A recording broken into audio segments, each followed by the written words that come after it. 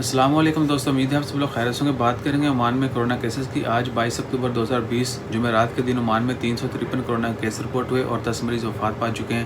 انا للہ و انا الیہ راجعون۔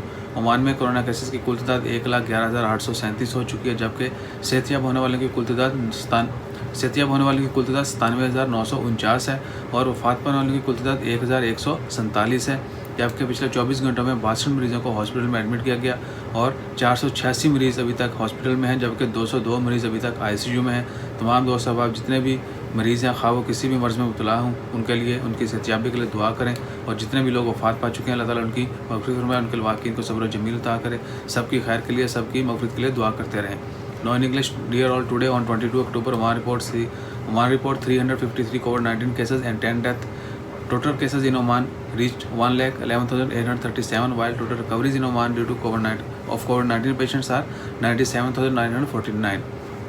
And total death in Oman due to COVID-19 are 1,147. 62 patients admitted to hospital in last 24 hours, and 486 are total number of patients still in hospital, while 202 patients are in ICU. Please pray for everyone. Stay blessed. Always take care. Jazakallah. Allah Hafiz.